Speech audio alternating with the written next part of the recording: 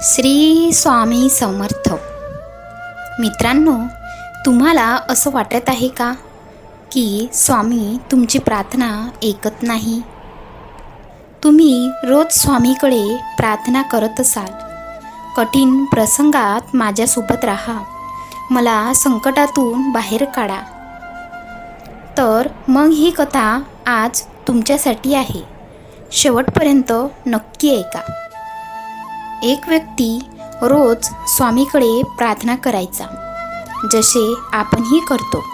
एके दिवशी तो स्वामींना म्हणाला, कृपया मला आशीर्वाद द्या.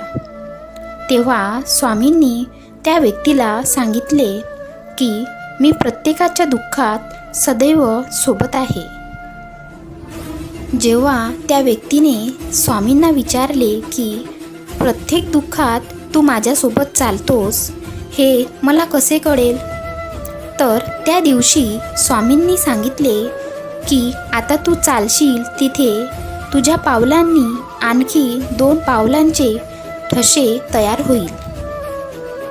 ती दोन्ही पावले माझीच असतील. हे ऐकून त्या भक्ताला खूप आनंद झाला. आता प्रत्येक दुःखाच्या क्षणी स्वामी माझी काळजी घेतील, असं तो म्हणाला.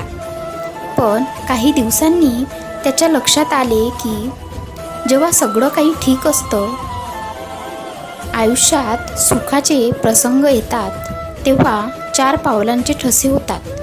पण जेव्हा दुःख असते, आयुष्यात काही अडचणी असतात, तेव्हा 2च पावलांचे ठसे कसे काय होतात? त्याच्या मनाला खूप दुःख झाले. त्याने स्वामीकडे प्रार्थना केली की दुःखाच्या वेळी जग मला सोडून जाते, हे ऐकले होते. पण स्वामी कधी तुला सोडत नाही.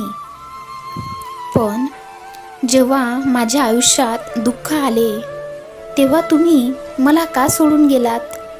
जेव्हा दुःख असते, तेव्हा 2च पाऊल खुणा उमटतात. तुम्ही माझ्यासोबत का चालत नाही?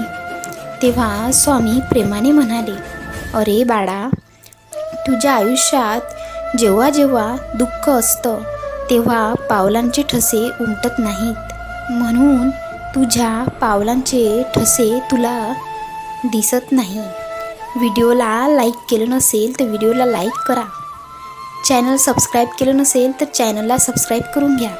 आणि कमेंट्समध्ये श्री स्वामी समर्थ नावाचा जयघोष करायला विसरू नका. श्री स्वामी समर्थ. धन्यवाद.